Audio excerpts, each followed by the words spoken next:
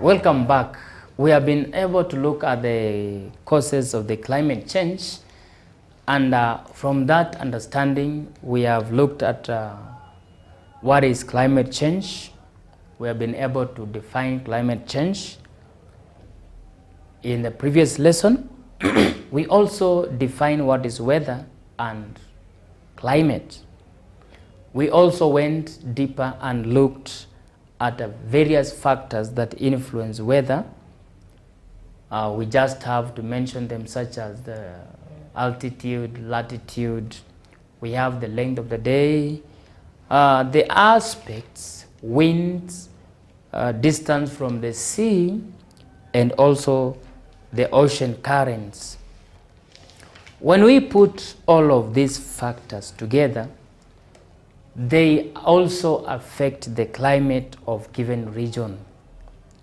And therefore, the climate of a given region is also determined by various factors that affect the flow of the energy. It is important to note this, that the climate of a given region or a given area is determined by many factors.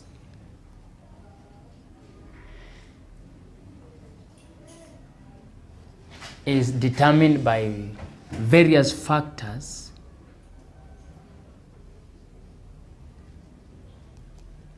affecting the flow of energy.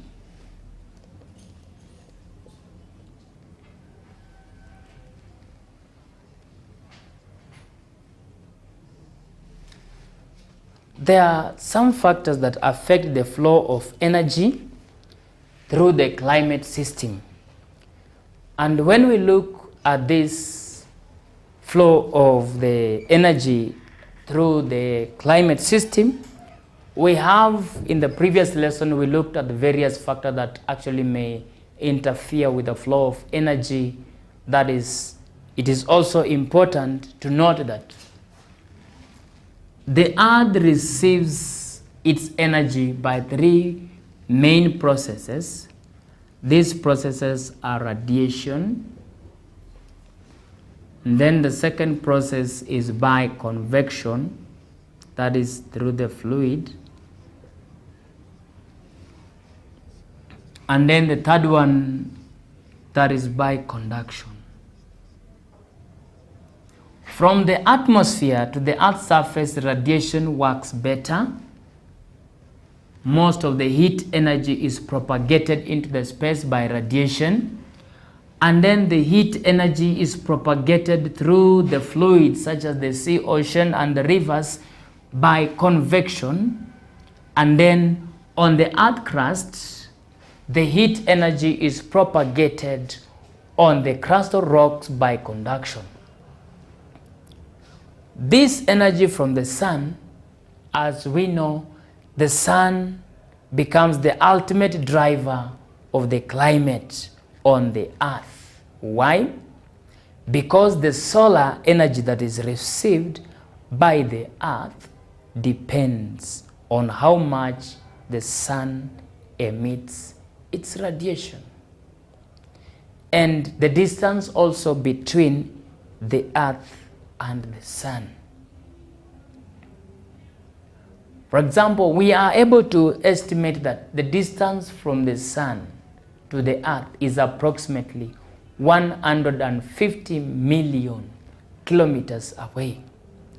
When you understand about this distance, around 150, that is million kilometers away from the sun, the same distance over which the sun's rays travel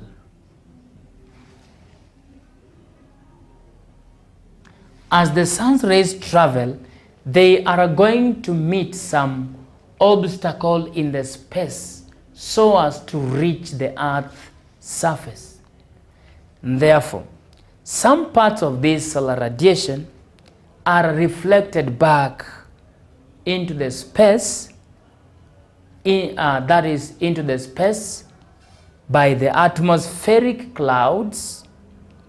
We also have land and ice. We also have water surfaces and some of the tiny particles which are found in the atmosphere, such as aerosols.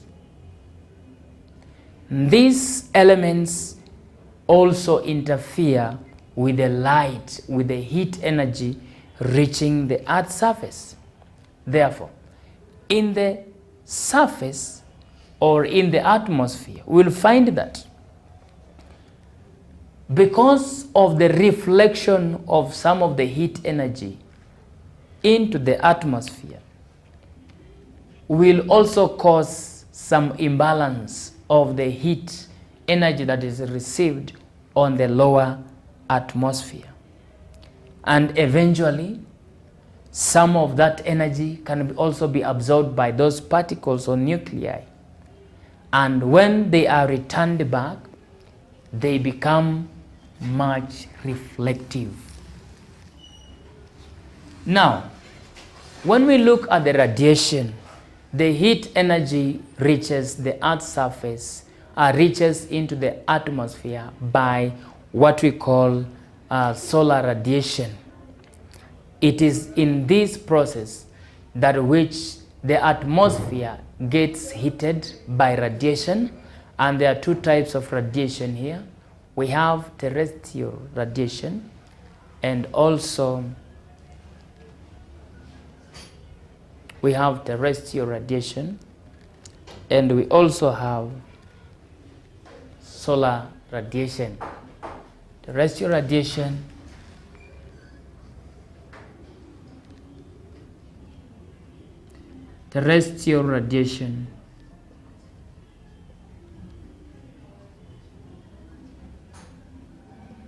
involves heat energy traveling through the long waves.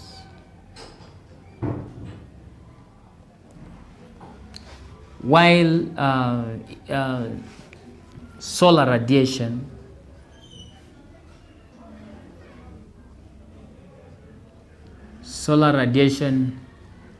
involves light energy traveling in short waves. That is short waves that we are able to see. The short waves are actually very much visible in form of light. This light that we see comes actually as a result of the short waves. These short waves, when they reaches, actually they carries a lot of phantom elements, and in the area they go, they glow and make the regions more brilliant. Once again, convection is the process by which the heat energy is propagated through the fluid.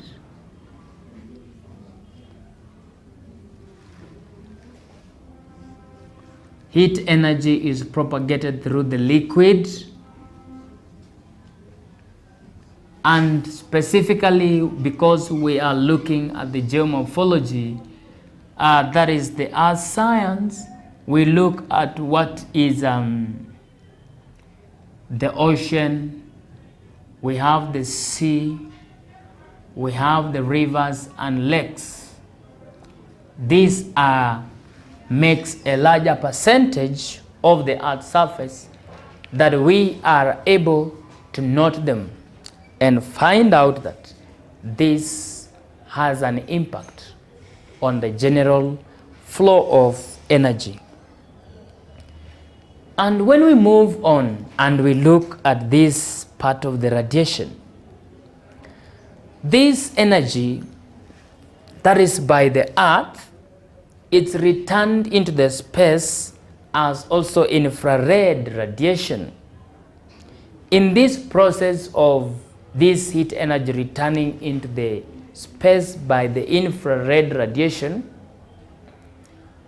it interacts with some of the particles that are found in various the climate system, such as the atmosphere, the ocean, the land surface and the ice sheet.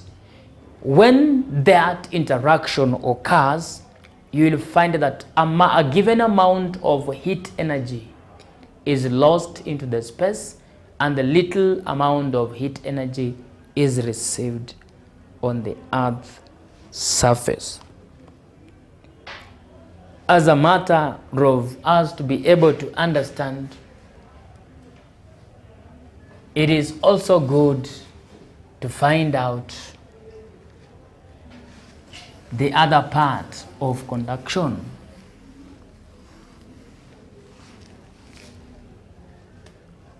Conduction is the process by which heat energy is propagated on the earth crust, that is through the solid.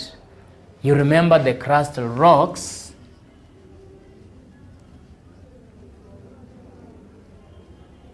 The crustal rocks are always in solid form. Because they are in solid form, heat energy is actually conducted from one rock mineral to another by the process of conduction. It is also through this interaction of heat energy you will discover that some of this heat energy are received faster on earth crust, and they are also lost much faster. Therefore, the flow of this heat energy in the atmosphere is very much important, because it determines the main gases that makes up also the atmosphere. This energy also sometimes affects. As we look at the main gases that are found in the atmosphere, just to mention them, we had one as nitrogen gas. We also have oxygen gas.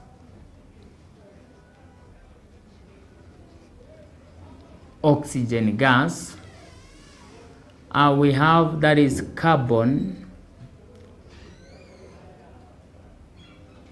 carbon dioxide gas.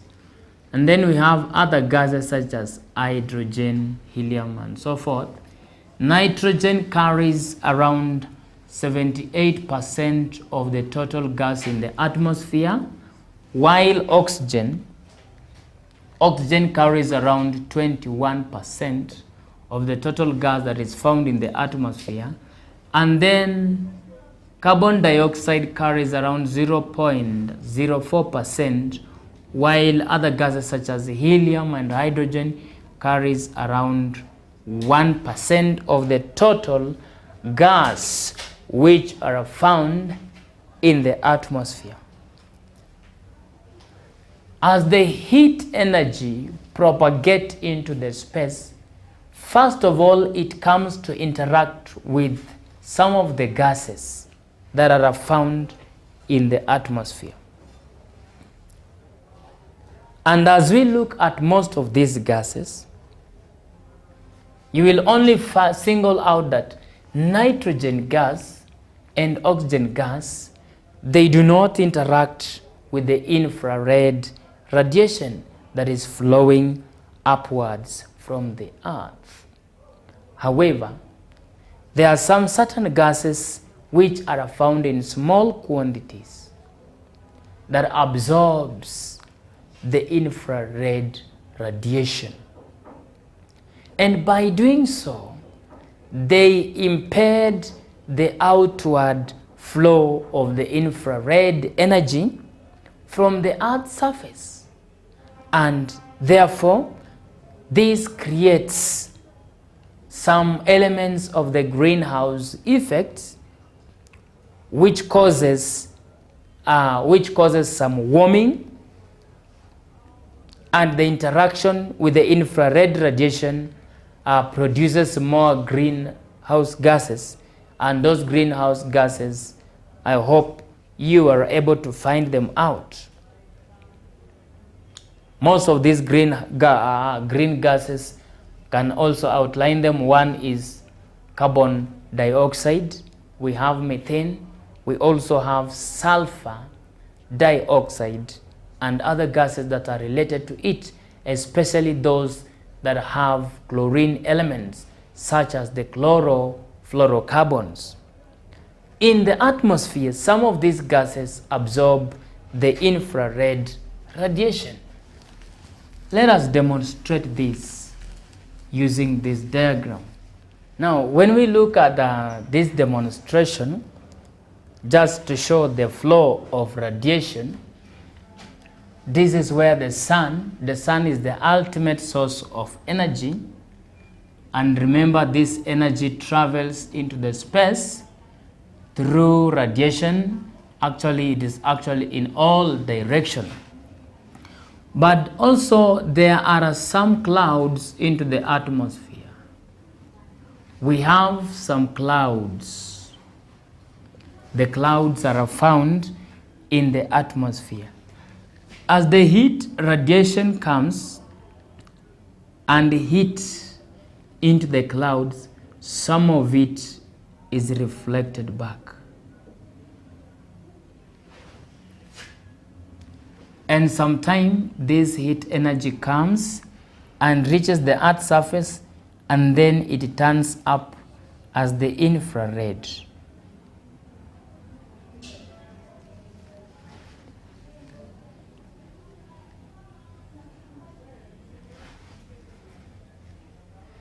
Therefore, when we look at the amount of heat that is being reflected back,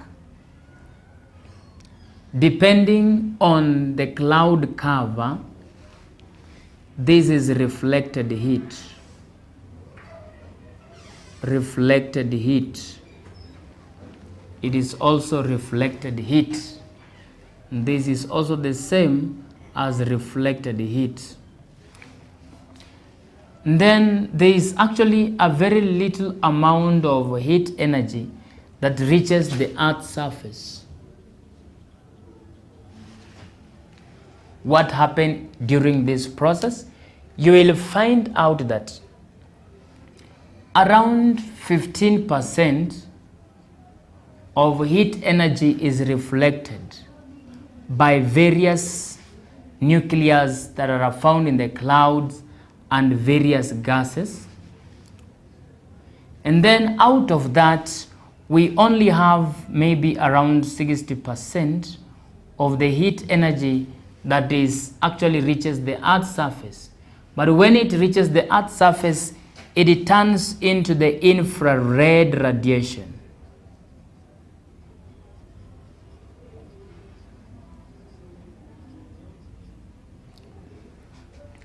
As this process continues, depending on what is found in the atmosphere, you will find out that the amount of solar insolation actually in this in the lower atmosphere will have some variation.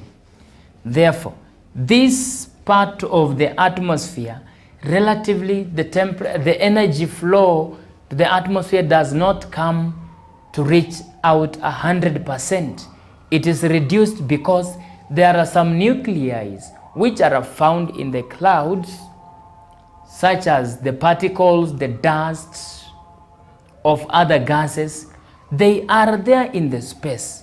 When the radiation interacts with them, most of this heat energy is reflected back into the space.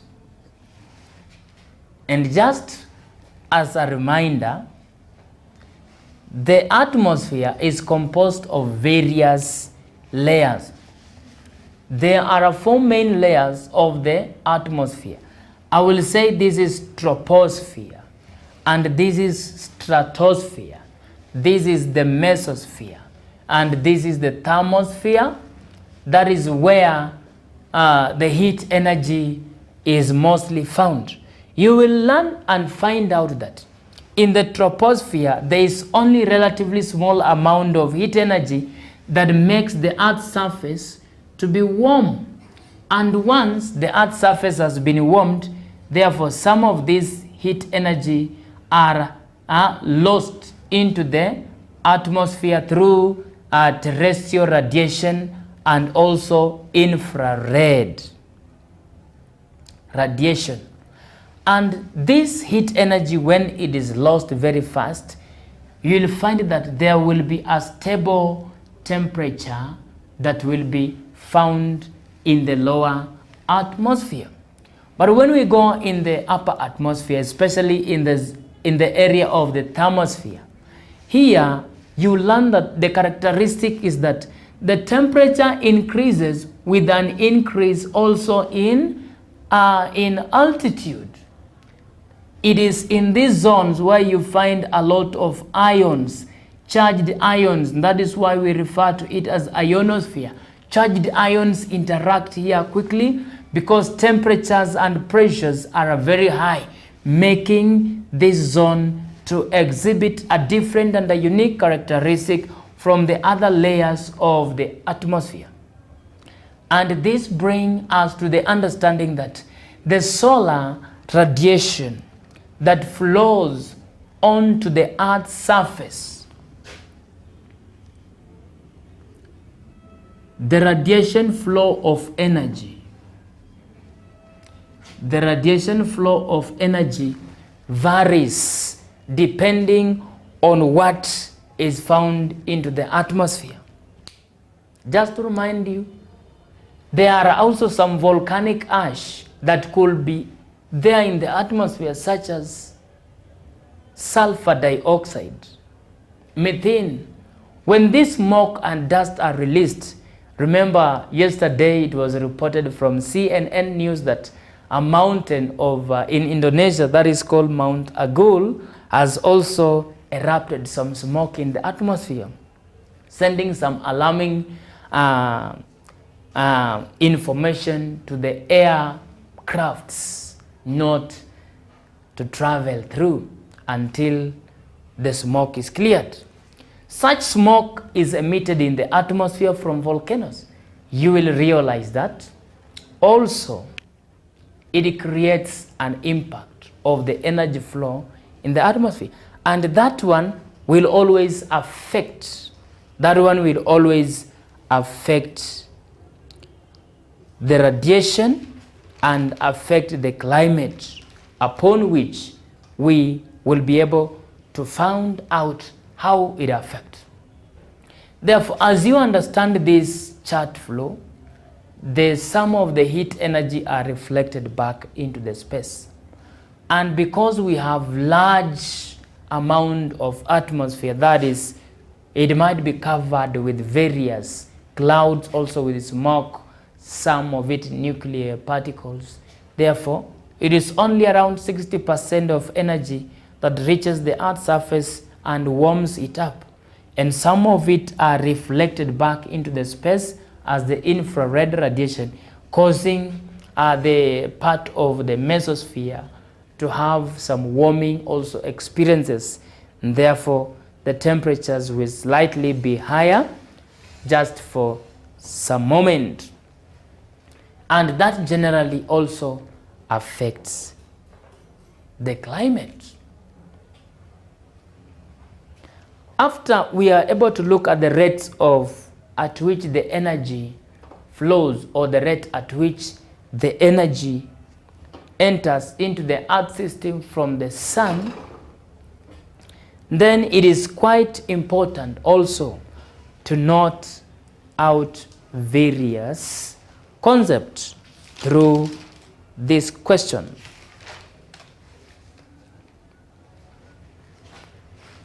It is quite important to note out these various questions as we are understanding the concept. View of what we are looking into. Give the meaning of the word climate.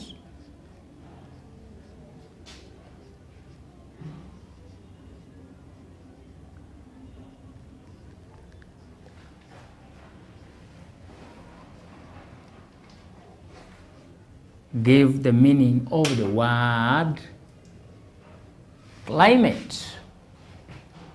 What is climate? That is our first question.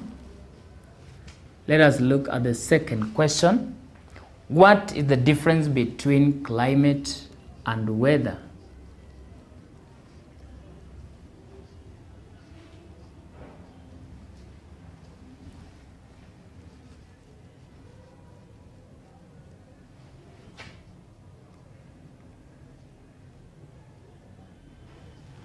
What is the difference between climate and weather?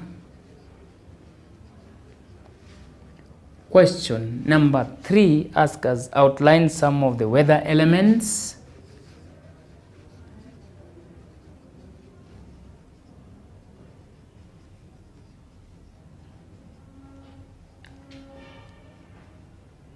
Some of the weather elements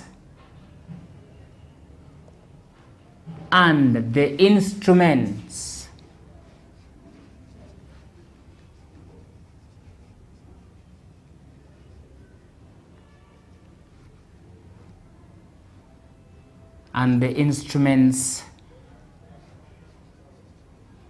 that are useful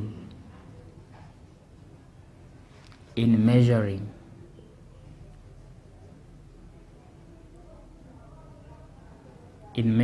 the weather elements, or in measuring the elements. That becomes quite more important. Let us handle these 3 questions and then we move to the 4th question. What is the meaning of the word climate? That is a question for us to understand.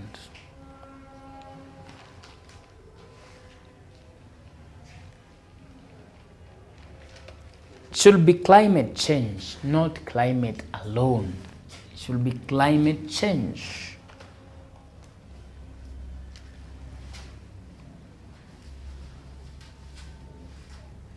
The meaning of the word climate change. Climate change. What is climate change? Are you able to answer that question? Of course, it is quite important and you will be happy to find out it's very easy. Climate change is the average change in the patterns of weather and other related changes in the ocean, land surfaces, the ice sheet over a given time scale. That becomes best for us. What is the difference between weather, or between climate and weather? Remember, there is a difference, although there is just a slight difference between climate and also weather. If we begin with weather, weather is the daily atmospheric condition of a given place that has been recorded over a short period of time. And it is important to note that this time it's very short. It could be 24 hours, it can be within 72 hours, or even the weeks. And that is the moment of weather. While climate is the average patterns of all the weather elements that have been recorded over a long period of time. And this period of time ranges between around 30 to 35 years. When all the weather elements have been recorded for that long period, then it becomes better and very much okay for the climate. That's the difference. Therefore, our question wanted us to differentiate between climate and weather. Therefore, climate is the average of all the weather elements that have been recorded over a long period of time, and it is usually 30 to 35 years, while weather is the daily atmospheric condition of a given place over a short period of time. We are able to answer the 2 questions concisely. Question 3 asks us to outline some of the weather elements and the instruments that are very much useful in measuring them. One of the weather elements is temperature.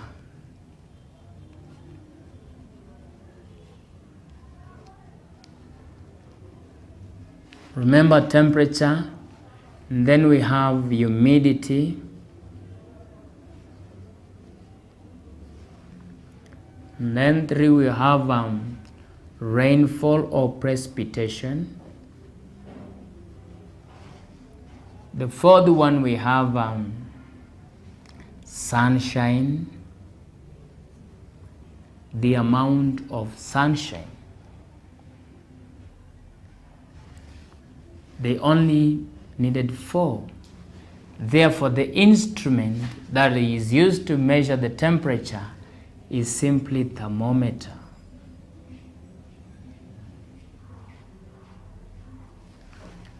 The instrument that is used to measure the amount of humidity, and actually humidity is the amount of water vapor that is found in the atmosphere, and that is hydro.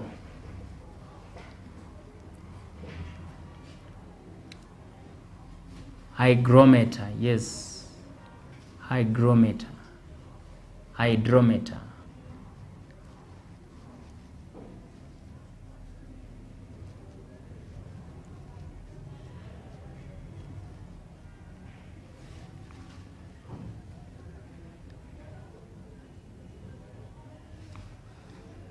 Rainfall is measured by an instrument that is referred to as rain gauge. Sunshine is recorded by an instrument called Campbell. Campbell sunshine recorder.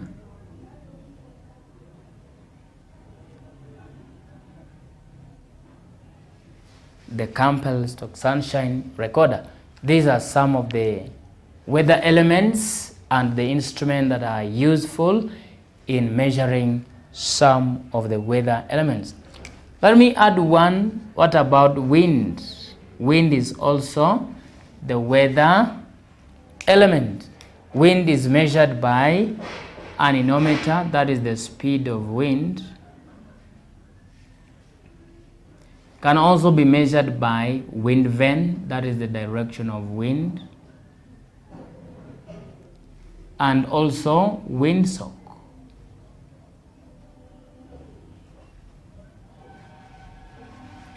These are some of the weather elements having their instrument that helps them to detect the amount of maybe rainfall or the amount of temperature that is found in the atmosphere. Explain any 3 factors, that is question 4. Explain any 3 factors that affects the weather of a given place. Explain any 3 factors that affect the weather or the climate of a given place. This question is asking us to explain factors that affect the weather of a given place, and we have to be very much specific as we are explaining. One is altitude. We have stated. And then the second one, it could be aspect.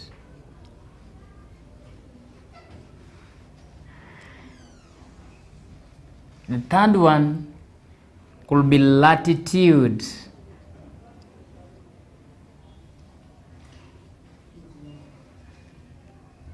These are the only 3 that we can find out. But it requires that the question needs us to explain. Therefore, in the moment of explanation, we have to be very precise and be able to give the answer appropriately. Then, How does altitude affect climate? We learned that temperature decreases with an increasing in latitude.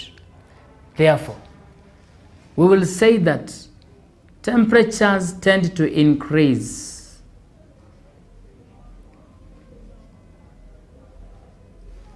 temperatures tend to decrease. Actually, they tend, altitude is height above the sea level, temperature tend to decrease with an increase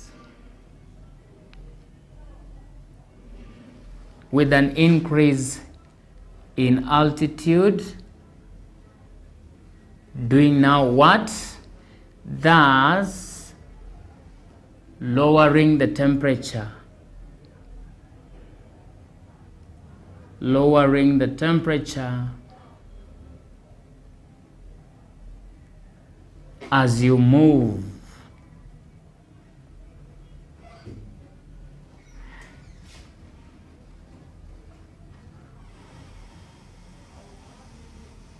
As you move in the higher altitudes. We have been able to qualify that question, that is by explaining how does altitude affect the climate. Okay, let's look at the aspects. We learned that aspect is the general direction over which the slopes are related to the sun's rays. Here we can say how, we'll say the areas that are facing away, from sun rays, from sunlight. From sunlight have low temperatures.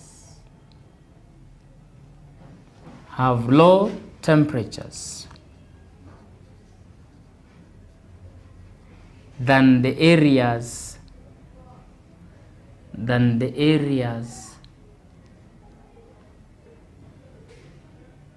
facing the sunlight directly.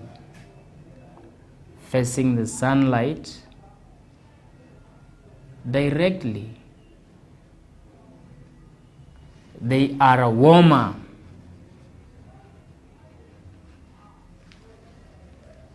And that is a very good explanation. And how does latitude affect the temperature or the climate of a given place? We'll find that places that are near the equatorial region, places that are near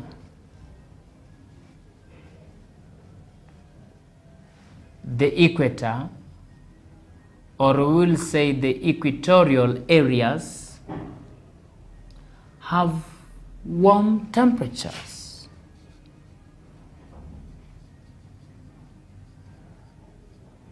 They have warm temperatures, while areas that are far away, the areas that are far away from the equator have relatively low temperatures.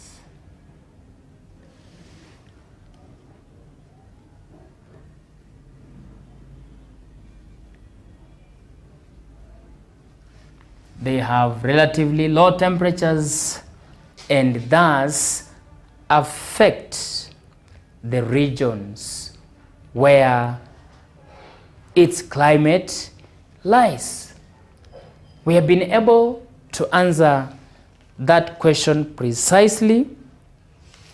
Let's look at the other question that is very important for us to understand this concept there are actually two. There's one question remaining, that is question 5. Outline the main gases that are found in the atmosphere. Outline the main gases that are found in the atmosphere.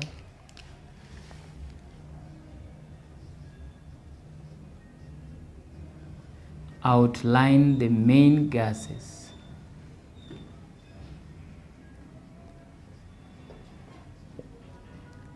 that are found in the atmosphere.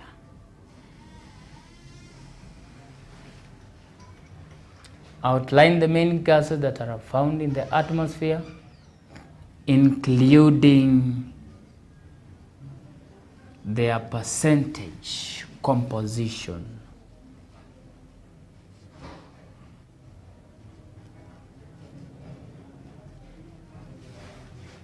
Including their percentage composition. They are very simple. One of the gas that is very much known in the atmosphere is the nitrogen. It's a gas that is found in the atmosphere. The second gas is oxygen. You have to quickly remember that. The third gas is the carbon dioxide or carbon 4 oxide. Then the fourth gas can be, we call them the rare gases or inert gases sometimes. Also have other name is the other gases. What is the percentage of nitrogen? Include their percentage then. The percentage of nitrogen, I hope you are able to remember. The percentage of oxygen, you can also remember it. The percentage of carbon dioxide can quickly remember, and the percentage of other gases or the rare gases.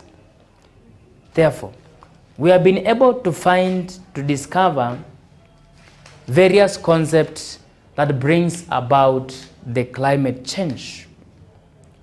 And in this, we have looked the causes of climate change under climate and weather. We have also looked at how the energy also affect the climate of a region. It is quite important to note that these changes, they both occur through both the natural cause and also the human cause. Therefore, I will highlight down that the changes in climate are caused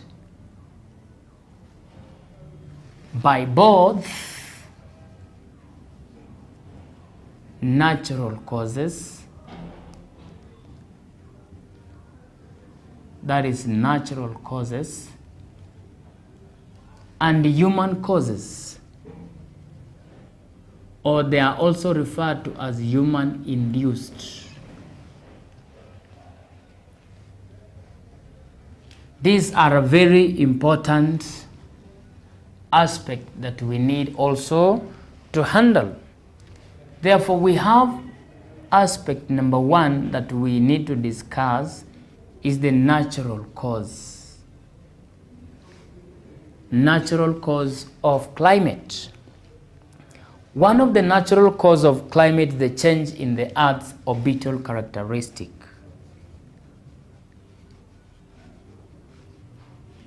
That is the change in the Earth's orbital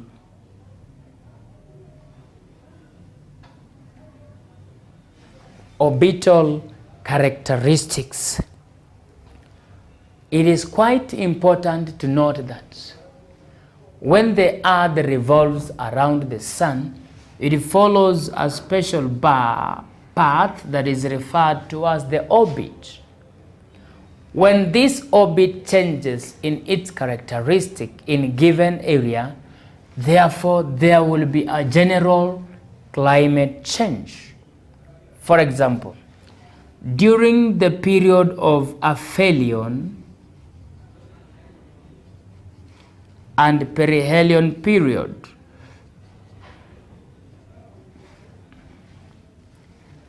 during the aphelion period, the Earth's orbital characteristic is almost circular. This one is almost circular, and it happens around somewhere over 100. That is over, is it 10,000? Yeah, over 10,000 years, in a period of 10,000 years. While perihelion occurs almost elliptical during the perihelion period, elliptical, and this occurs when the earth is nearest to the sun. It takes the same year, and then it is good to note that maybe during this time the sun may be here and the earth is here. You look at this time and this season, you will discover that the climate of the earth is going to change.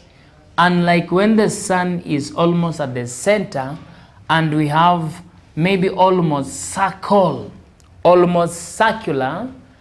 orbital characteristic that the earth follows. And during this period, you will find that there is a maximum solar energy that is received during the elliptical period.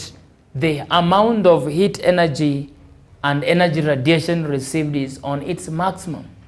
Unlike during the aphelion, that is almost when the earth is circular,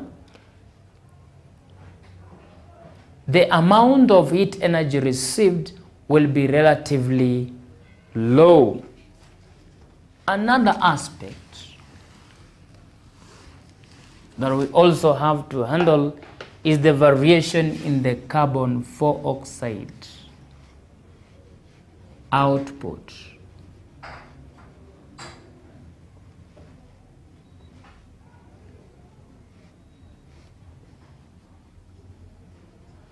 Variation in the carbon dioxide output into the atmosphere. When the amount of carbon dioxide rises in the atmosphere, when the amount of carbon dioxide rises in the atmosphere, we'll find out that it can make the part of the atmosphere either to have a rising temperature or a lowering temperature. But because mostly it is carbon dioxide, which is also termed as one of the greenhouse gases, when this amount increases into the atmosphere, therefore it tends to rise up the temperature. And when temperature rises up, what are we heading into? We are heading into climate change, although that one is under global warming. It increases the rate of global warming. Most of the plants actually releases carbon dioxide, and animals uses oxygen.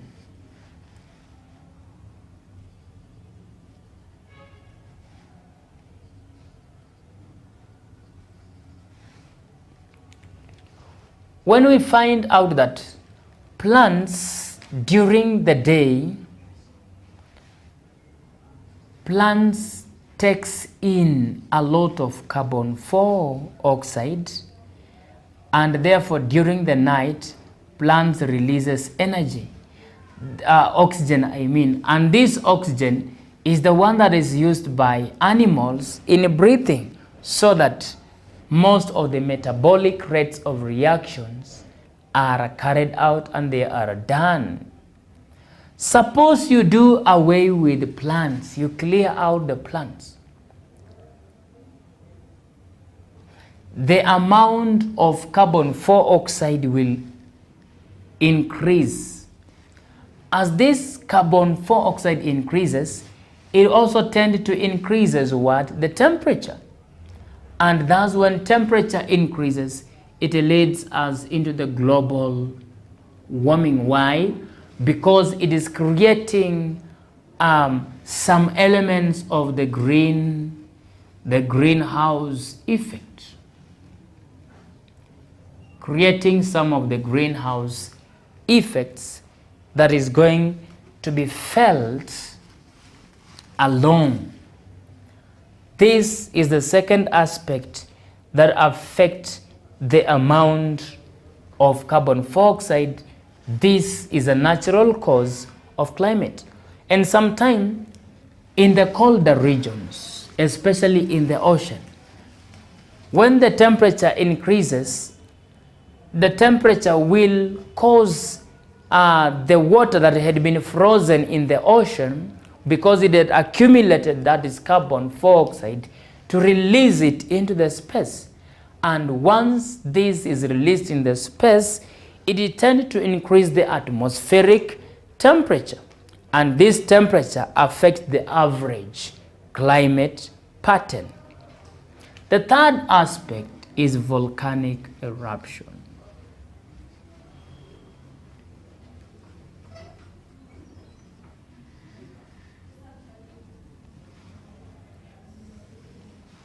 During volcanic eruption, when large amount of dust, smoke, and ashes are released into the atmosphere, they tend to block solar insolation from reaching the Earth's surface.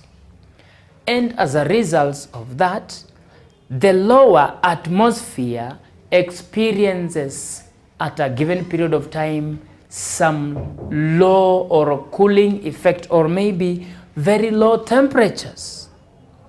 And when the temperatures drops for a short period of time, they alter the climate of that environment, therefore affecting the global climate change. In addition to that, most of the sulfur dioxide gases, which are also given off, and methane during volcanic eruption, they react with water, forming bright, thin layers within the stratosphere.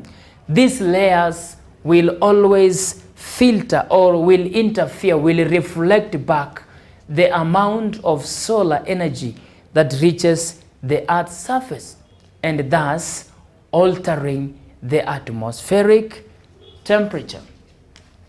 That is much more about the volcanic eruption.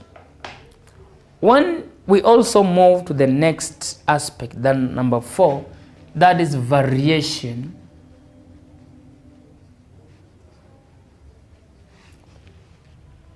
in the amount of solar output.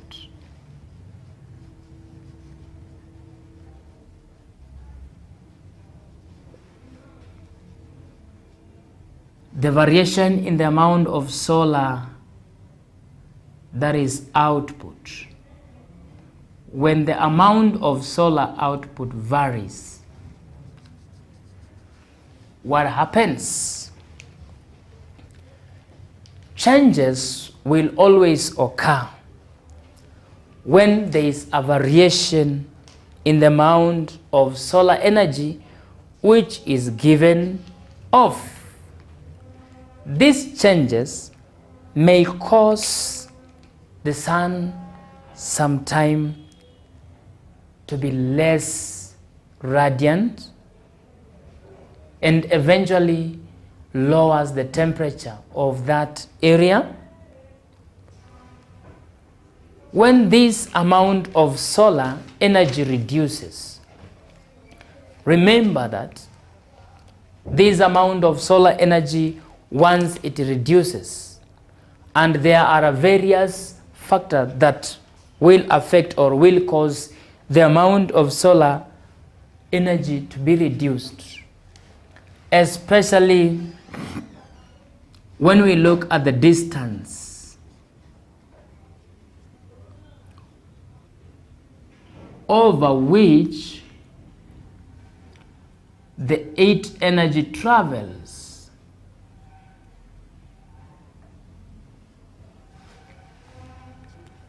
Another aspect is the inclination angle.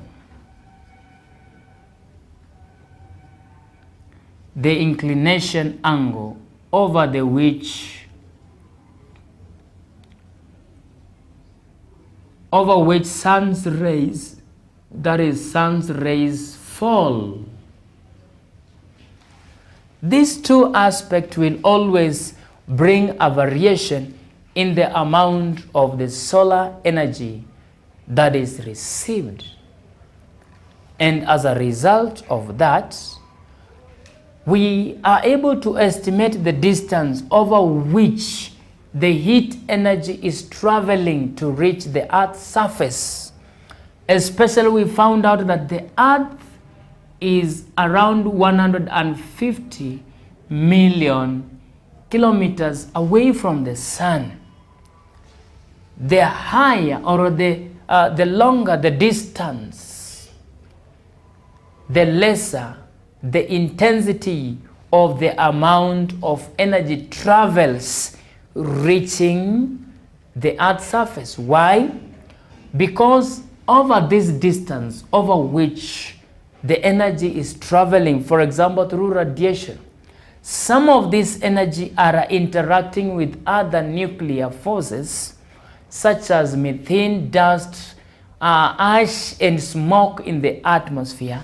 Therefore, most of this heat energy is reflected back into the space and therefore reducing its intensity. At the same time, some of this heat that travels over a long period of time, when they are reflected, most of it could not reach the Earth's surface 100%. Therefore, this reduces the intensity of heat energy that flows over a given surface of the Earth. Therefore, that variation will always alter the climate of that environment. The second aspect is the inclination angle over which the sun's rays strikes. We were able to look at that when the sun rays strikes over a given surface, especially at a 90 degrees angle, there is maximum absorption of heat energy on the Earth's surface. Unlike the sun's rays striking the Earth's surface at an angle of at an acute angle, for example, that is 23 degrees and a half, or maybe less than that, the amount of absorption or the rate of the solar absorption will be less, and therefore causing the temperatures of that environment to be relatively low. Therefore, those are the aspects that brings about variation in the amount of the heat energy which is received on the Earth's surface. Having been able to look at the natural causes of the climate change, we have found out interesting that some of these natural causes that cause the climate to change is the Earth's orbital characteristic, the variation in the atmospheric carbon dioxide output, emissions of volcanic eruptions such as smoke, dust, and gases into the atmosphere, and lastly, the variation of the amount of solar output into the atmosphere. We'll be able to look at human causes of climate change in the next lesson. Have a good day. Thank you.